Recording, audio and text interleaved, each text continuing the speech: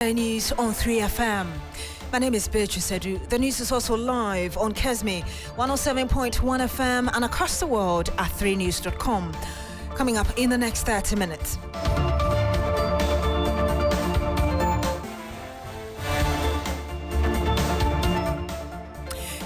Ghana Grid Company Limited, GridCo, warns of system collapse over Electricity Company of Ghana's continuous disregard for load management instructions. Meanwhile, government to meet players in the energy sector as power crisis deepens with the country facing generation challenges. Also this afternoon, leadership of Ghana Private Road Transport Union, GPRTU, expected to meet on Wednesday, April 10, to deliberate on an upward adjustment in transport fares in the wake of fuel price hikes.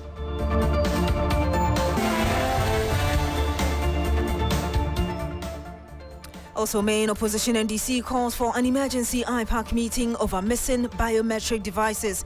We'll bring you some details. And much later on this program, political parties commit themselves to peace building in Boko ahead of the December 7 general election.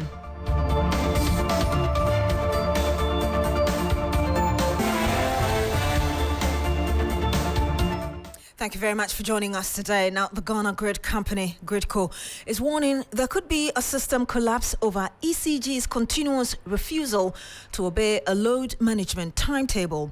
GridCo, in a letter to the Energy Ministry, is raising concerns over the ECG's refusal to obey a load management timetable as power continues to fluctuate across the country. The GridCo says that ECG's failure to comply with the load timetable threatens the company's power systems. They want the Energy Ministry to compel the power distributor to follow instructions in easing the citizens' burden with the current power challenges. Duke Opoku-Mensah is with our political desk. He joins us live in the studio. Duke, walk us through the statement released by the Ghana Grid Company Limited. Yes, so this is a very instructive letter that sort of says three things. Number one, that obviously the Electricity Company of Ghana is not complying with instructions regarding load management that has been transmitted to them from the GridCo, which manages the National Interconnected Transmission System, which is the grid, through its National System Control Center. Now, they have cited certain instances, this letter cites two instances where during peak hours, the central control system or the system control center of the of GridCo had to take electricity or had to protecting the system from collapsing, the entire system from collapsing on two occasions. That's on the March 21st, 2024, and then March 20th. So 2 days consistently, the ECG decided not to follow instructions that they had given to them, and that caused certain disruptions, which compelled them at their central command center to take the electricity or to take the lights, which affected areas such as Kasua, Winneba, Tema, and then the second one also affected Kumasi during peak hours. Now, what they are saying is that the ECG must be compelled to do this because if they do not, one, it would bring about avoidable power outages for customers, and then what we all don't want, a system collapse, and a collapse of the entire national grid system, which would mean that the whole country would go without power. And that could actually have national security implications. Absolutely. So to avoid this, they have written to the Energy Minister, asking him, urging him to make an intervention to ensure cooperation with the ECG with respect to the load management operations. And they cite the fact that all of them are supposed to work together per the regulations LI 1934 and the National Electricity Grid Code Article 10.84. So essentially, there are clear load management instructions that GridCo, as the manager of the national grid, has issued to the Electricity Company of Ghana, but the ECG keeps flouting it. Thank you very much, Duke Opoku, with our political desk, bringing us details of the latest statement from the Ghana Grid Company. Meanwhile, the government had scheduled a meeting with the players in the country's power sector tomorrow to deliberate on how to resolve the current challenges with power generation. Power has continued to remain unstable in most areas despite government curtailing power supply to its neighbors, a move analysts fear could result in a loss of the export market. Let's speak to Executive Director for Africa Center for Energy Policy, Asa Bembuache. Good afternoon to you, sir. Thank you for joining us. Thanks for having me, Beatrice. Does this letter from Gridco to the Energy Ministry with other agencies copied in come to you as a surprise? No, I'm not surprised. I mean, these are issues that are known to the industry, to the ministry, to all the players, actually. So I think what Gridco is just trying to do is to document that if people are not heeding to the plans that they put out, the warnings that they put out, they want the minister to take direct responsibility and call all the others to order. And I think that's essentially what they have done. Because if you read Gridco's reports, which they issue every week, the supply plan, this information are already there. It's not new. You have that information in the supply plan showing what deficits there are expected in the week, what generation systems we have, which ones are undergoing maintenance, for which reason they may not be available, which ones will require gas or liquid fuel. All that information is provided in the supply plan, which is shared to the industry. And the ministry has a whole directorate on power, which knows what happens in the industry. So they are just saying that we are frustrated by the fact that this information is available, but nobody is acting to protect the grid, and therefore we want the ministry to take note. Reading this letter from Gridco and the recent one from PURC in just a couple of weeks, do you get the sense that ECG is behaving as the stubborn child amongst the power sector players? I think it gives you a feeling that ECG is becoming ungovernable, in our space. They're supposed to be regulated by the regulator. And as you see Gridco indicate, there are allies provisions that actually state that when they, inform ECG of the need to protect the infrastructure, they should act accordingly. So why they have refused to actually act to save the grid, it can only be guessed, which is not good for maintenance of the infrastructure that we spend so much money on. You say ECG is becoming ungovernable, but I also do know that earlier you said that this letter coming from Gridco is just a way of shifting blame. Why did you say that? No, I'm not saying they're shifting blame. They are actually confirming that they just highlighting to the minister that even though we've been sending all the circulars or supply plan, the right actions are not being taken. And there was a minister to take responsibility and start acting as the overarching body, to ensure that ECG acts accordingly. So they are not shifting blame. They have been telling the system and they have been telling ECG that we don't have enough generation, so shed load. And they've been consistent the whole year. If you look at the dashboard, all the players, including the IPPs and VRA, they know that there will be deficit before it happens. So if ECG, you know that you're not going to get enough power for your customers, you have to inform the customer that for ABCD reasons, I'm not able to give you light today, which is also required by law.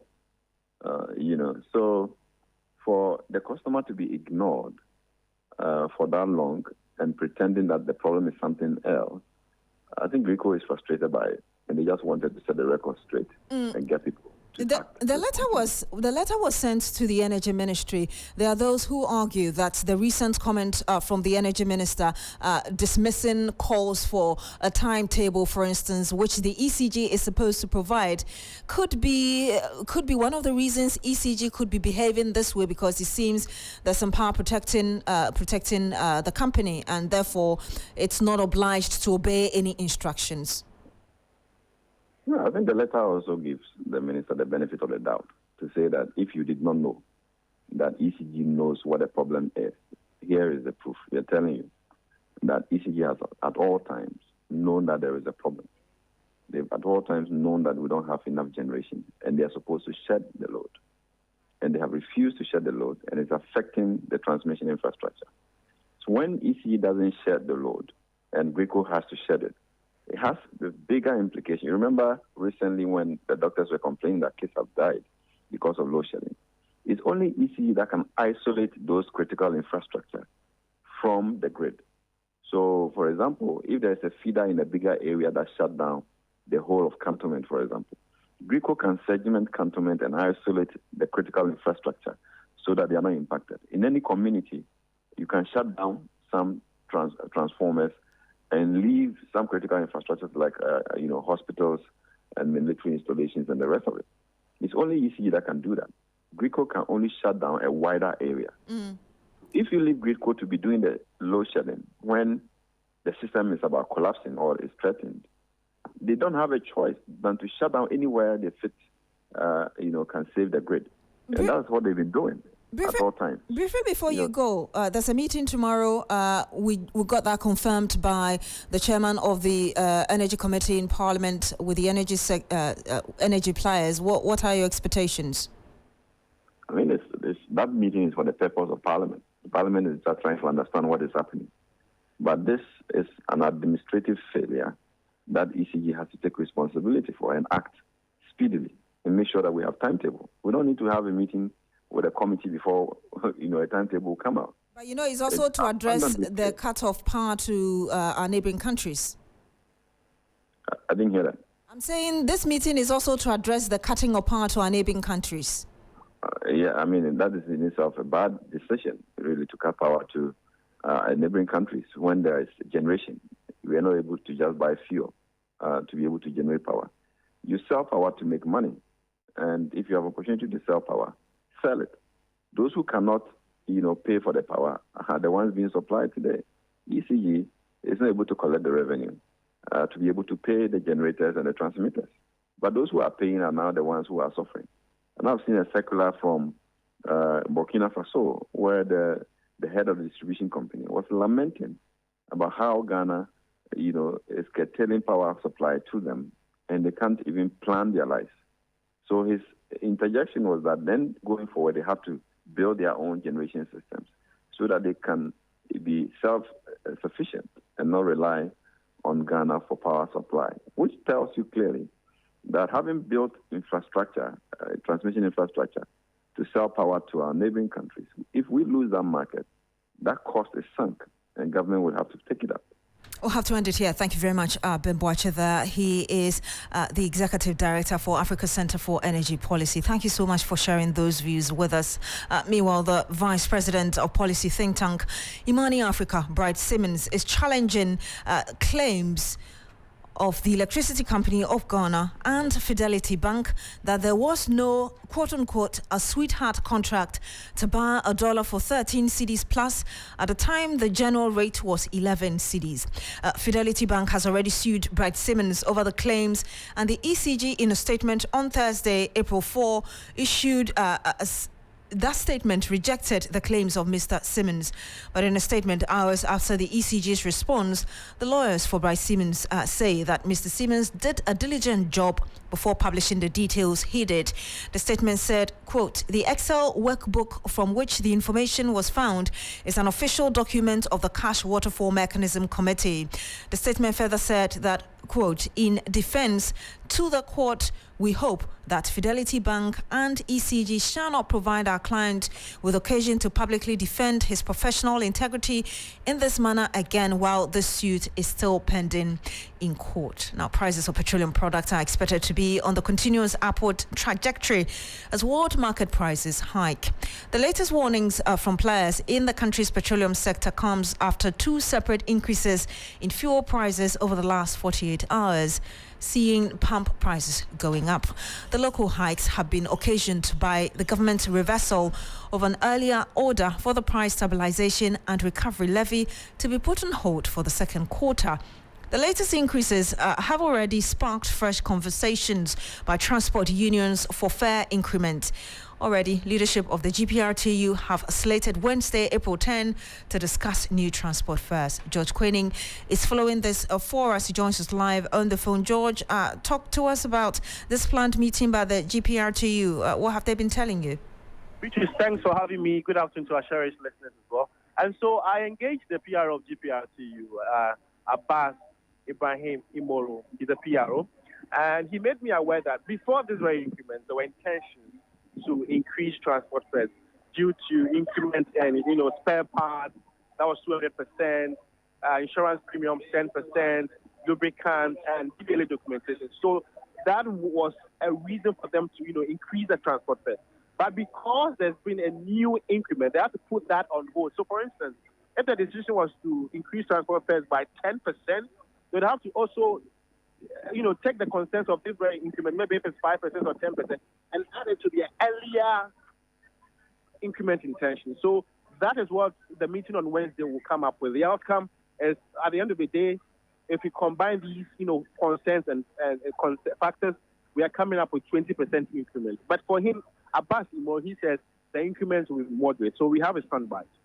It's in a pipeline. We've spoken about it, and this has changed the earlier plans that we have for presentation. So it will at least bring slight increment in what we already have. So this is what we are going to do. And I'm told you guys, God willing, next week Wednesday, our leadership has summoned for a meeting. So the increments out? Normally what we do is when we are through, we sit with the transport ministry, then we finally come out. So this is how it's been structured. I'm afraid I don't want to exaggerate because I speak to what decision that we have taken. Don't forget, the whole of this year, we've never increased lorry fares and no passenger has come out to appreciate what we have done. Meanwhile, we are supposed to do that even around the end of last year. So I'm challenging them. They should also come out at times and give us their blessing for the good work that we've been doing. You heard that, Imor Abbas. He speaks for the GPRTU. Earlier you heard George Koining, our reporter, bringing us the latest from the ground. Now, leadership of the New Patriotic Party and the National Democratic Congress in the Upper East region have pledged their commitment to build and promote peace in Boko before, during and after the 2024 general election. The two major political parties said that their commitment to the peace process has become necessary due to the heightening ethno-political tension, which was robbing gains to restore lasting stability in Boko and its 5 neighboring districts. The parties declared their commitment at a joint press conference held in Zuarungu, and Castro Senyala is our Upper East regional correspondent. He joins us live on the line. Castro, what more can you tell us? Yes, Beatrice. So yesterday was a very beautiful day, I must say, because for the first time, factions were within the Boko area who belong to the two different political parties, all gathered under one umbrella to see the way forward as far as finding lasting solutions to the Boko conflict is concerned. The message was very simple. The two political parties had taken note of the trajectory, the new direction the conflict was going in terms of politicizing it, and so they felt there was a need for them to step forward, team up, and then see the way, the best way they could address the situation to prevent any de-escalation or any deterioration of the situation, especially as we move into the 2024 general elections. Some of the leadership at the joint press conference read the statement out loudly. We pledge to cooperate with each other before, during, and after the elections, and mutually agree that both NDC and MPP communicators should be granted access to radio stations sympathetic to either party without hindrance and intimidation. I pledge to cooperate with each other in our campaigns, and that it is in our natural interest to decline invitations to discuss tribal and ethnic issues on radio stations. We therefore urge all our rank and file to shy away from discussing tribal, ethnic, or chieftaincy issues in the campaign process, including discussions on social media platforms. We had a representative of both the NDC and MPP, a spokesperson for them, declaring their support for peace ahead of the 2024 general election in Boko in the Upper East region. Earlier, you heard our reporter Castro Senala bringing us how things unfolded at that press conference. You're still here on the Midday News on 3FM. When we come back, we'll tell you why the NDC is asking for an emergency IPAC meeting. Don't go away. Freezer, get the abba. Adama for the abba, a freezer. Adama, a craftsmanship. Adama, Metamosua, my sorry. Canino, over Moasia. I do for Nobium Unum and San last night. I don't know what we did was here. Adama for the craft, someone who said, yet the Adroba Cope, a ship will be a high technology. I could for freezer, when Kwan, and once open your 15 letters. No fugum, what's ya, no fugum. What the bus here, for your being over what you have put yourself over Timono. Then we sure say, woman shown task here.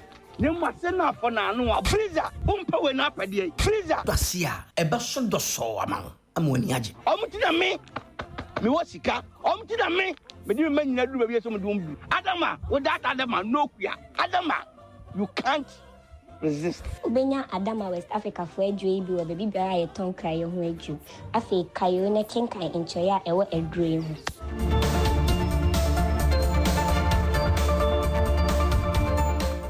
Yes, so here on the Midday News on 3FM, my name is Beatrice Adu. Thank you very much for staying. Now, the main opposition, National Democratic Congress, is requesting the Electoral Commission to hold an emergency inter-party advisory committee meeting.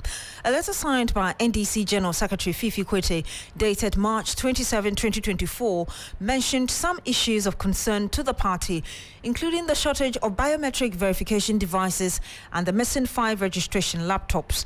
The last IPAC meeting was on March 7, where the Electoral Commission agreed with all stakeholders in this year's election not to propose a new constitutional instrument for the conduct of the polls. Let's engage Deputy General Secretary of the NDC, Mustapha Gbande, who has some more on this. Good afternoon to you, sir. Thank you for joining us. Good afternoon. Thank you for having me.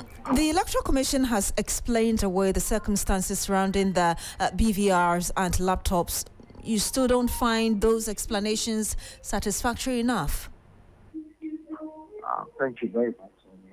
First of all, the request by the General Secretary of the Electoral Commission to convene an emergency IPAC meeting is not a special request. It's an ordinary request that any stakeholder can undertake at any given time, depending upon the issues. And let me also add that issues about inventory, issues about stock of machines that are used for exercises that are fundamental to activities of registration and voting cannot be dealt with through press conferences and press statements, particularly under the circumstance that a couple of these machines are in the wrong hands as a result of theft. It is important that the matter is investigated. It's important that it is audited. It's important that we take proper inventory of the remaining machines, because it is true that what they stole, Electoral Commission describes it as a laptop. They are not laptops. They are registration kits. They were made for purpose, and the specific purposes of those machines were for registration and voting. So indeed they come in components, bits and pieces. For a thief who is looking for an iPad or a laptop, will not go to the Electoral Commission. They would rather go to Circle or go to the shop. So for them to have found their way to the Electoral Commission, stealing the laptop devices affixed to the case, what it means is that 2 of those machines in the hands of a wrong person is enough to compromise registration processes, to compromise voting processes. So, so they are not just lighter issues that can be dealt with through press statements and press conferences. Mr. Gbande, the reason you're calling for this IPAC meeting, the main reason is on this issue that the EC addressed at the press conference that you don't think is enough to address at the press conference. That's the main reason. Yeah, we believe that in the interest of the Electoral Commission itself and its own integrity, it ought to have called an emergency IPAC meeting to brief and discuss with stakeholders as to how to find a very assuring solution to the matter. Number two, in its own calendar or schedule, it was supposed to have held an IPAC meeting in the last few weeks, but they failed to do so, no notices to stakeholders. And so we are calling on it because it is its own calendar. In any case, there are issues that we have to discuss, so we must go for meetings. All right, we'll have to end it here. Thank you very much, Andy Heather, Deputy General Secretary of the Opposition NDC, Mustafa Bande, calling for an emergency IPAC meeting for the Electoral Commission to address issues on BVRs and laptops. Now, education watchers are asking for government to swiftly approve the 20% teacher motivation allowance to enhance teaching and learning. In 2009, the teacher unions proposed the allowance to encourage teachers to accept postings to underserved and rural communities. There's more in the following report. Between 2016 and 2017, GES data shows that 8,732 newly trained teachers refuse posting to underserved areas. Education watchers argue that this phenomenon contributes to the educational disparities between rural and urban areas. In 2019, teacher unions proposed a teacher motivation package to encourage acceptance of rural and deprived teachers' postings, but government has not yet sanctioned it. The first recommendation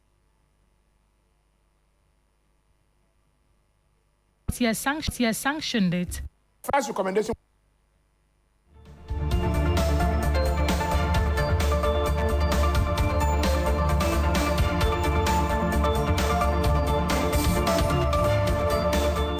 Sorry, there was a challenge with that report there, but we'll correct that and bring it to you. Let's bring in some other issues. An Interior Minister, Henry Quartey, has warned that any immigration official found assisting travellers to carry their bags would be dismissed from the service henceforth. The minister, who paid a working visit to the Immigration Service as part of a working visit, noted that such act could implicate the service in unnecessary criminal matters. If an immigration officer is found around the arrival hall, departure hall, engaging passengers, seeing them off, please consider yourself that you'll be at home for a long time. I don't know of any country in this world that you go to, and then when you arrive, in fact, when you meet them, immigration, you know that you have arrived. The immigration officer, when you greet them, giving good money, they don't respond. They say, passport, please. And they ask you your mission of coming to the country, and they stamp your passport for you. You only see an immigration officer carrying somebody's bag if you have been suspected. And even in that case, in America, it's customs and border something. But over here, it is becoming a practice that people wear their uniforms. Sometimes they are not even in a crowd.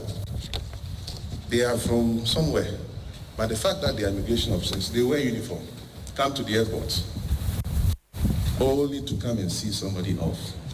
Now, here, the other side, so you know that it is not against you, but rather protecting you. Do you know what that passenger is carrying in his or her bag? In event where a national security operative or NACOC or any of the security and intelligence agencies personnel decide to perform a random search or check, and you'll be found carrying that bag, what have you done to your family?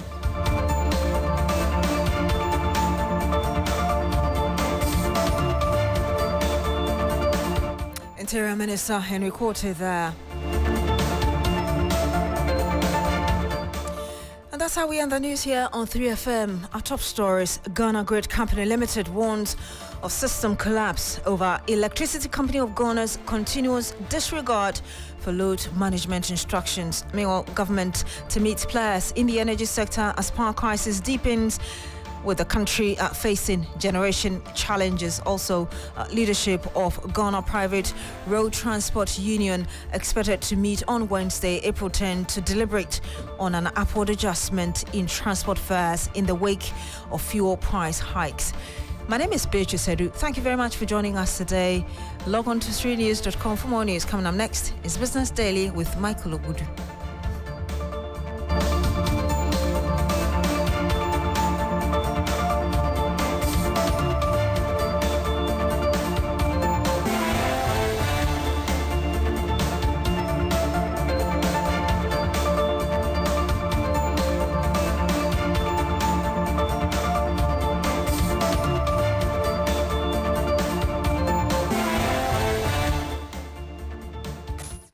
Accra gets busy on this frequency. 92.7 3 FM.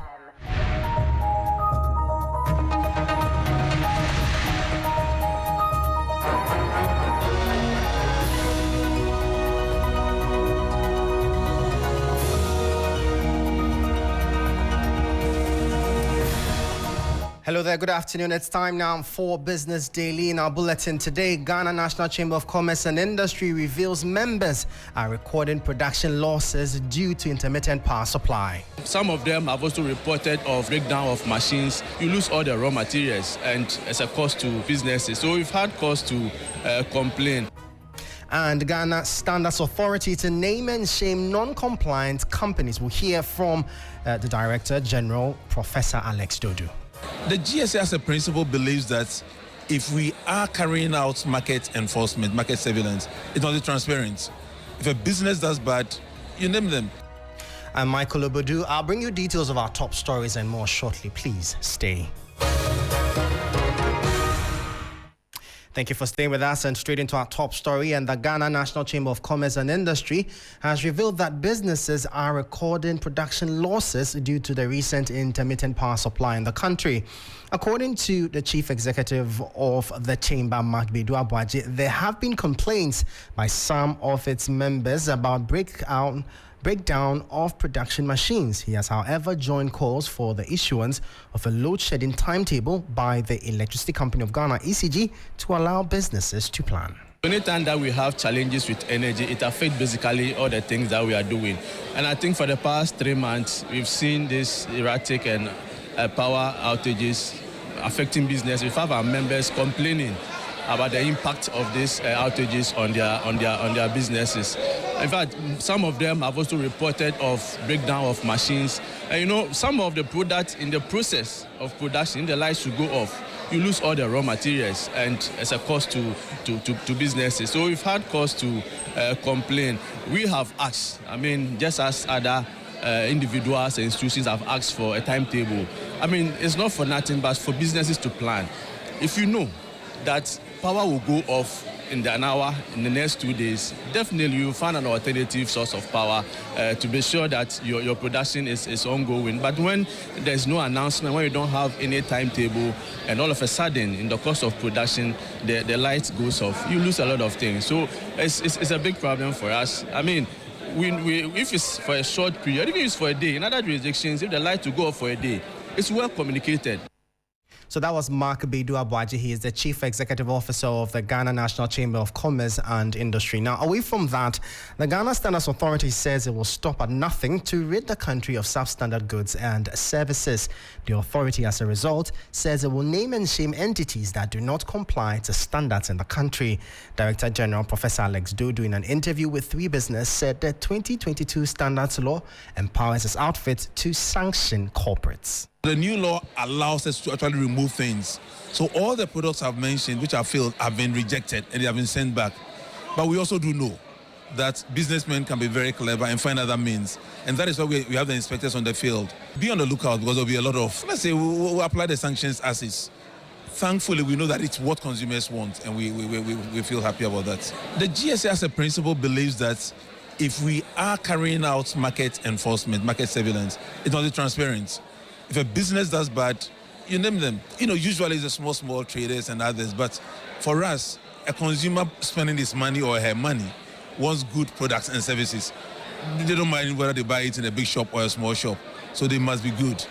We got a standards law in 2022, and we started enforcing. So it takes time to improve the situation. But I can mention a few sectors. In the cable sector, we've seen huge improvement, but we are not there yet. Currently, electrical cables, the great majority are beginning to pass all our tests. But I would say it's not all of them. And for as long as it's not all of them, the job is not done. Professor Alex Dodo is Director General of the Ghana Standards Authority. Now, tax consultant Francis Timoboy is advocating for a review of the Ghana Automotive Development Policy, urging that only electric cars be assembled under the program. The policy was introduced to make cars cheaper in Ghana by providing attractive investment incentives and tax benefits for auto assemblers. In an interview with We Business, Francis Timoboy, asserts that this would be a significant indication of the government's commitment to addressing air pollution, particularly following the introduction of the emissions levy on vehicle users in the country. If we really want to protect the environment, why are we allowing those companies to produce engine cars in Ghana? Why don't we rather allow them to possibly convert the whole process to producing electric cars so that it becomes more cheaper? Like you earlier said, you go to China and electric cars are getting cheaper. The problem we have in Ghana is that if you bring it for personal use, you realize that the duties are so high and people cannot even buy it. So if we want to align with the emission levy, then we should not be encouraging the production of petrol cars in Ghana. But here is the case: we are giving tax breaks for companies who are, producing diesel and petrol cars, at the same time taxing the consumers who are buying the cars and saying that you are polluting the environment and therefore come and pay emission levy. There's that misalignment. So leave with me alone. Let's change the whole process or the whole policy and say we don't want to produce engine cars any longer because they pollute the environment. Allow these people to bring in the electric car parts. Let them assemble in Ghana. Then it becomes cheaper. And I believe that it becomes more cheaper. People will buy the electric cars. Francis Timoboy is a tax consultant.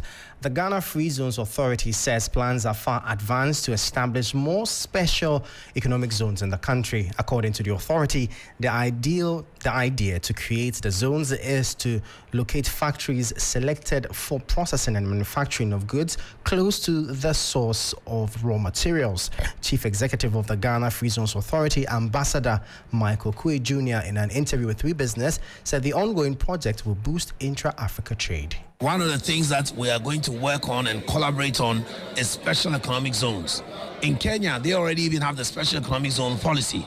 We are operating special economic zones, but we have not yet done the act. So, for example, we could chat to them, even learn from them, whether it's by template, by convention, or by example, so that we can put it together and even have a better and tighter act when it comes to our turn. These are the issues that we'll be exploring. Ghana wants to produce a lot for the world, but what is wrong with Ghana producing a lot for its own neighbors, producing a lot for Africa? Intertrade in Africa is very low, less than 15% among ourselves. That is not the case with the EU, where they have about 75% of trade percentage. So these are things that we need to put up, and it allows us to control our own market, our own prices, and by extension, our own destiny.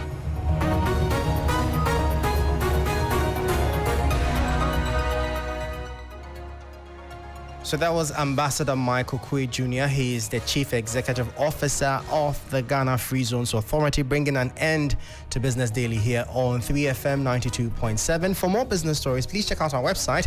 It's 3news.com/business. I am Michael Obodu. Thank you for listening. As always, please stay safe. Do have a great weekend and take care of yourself.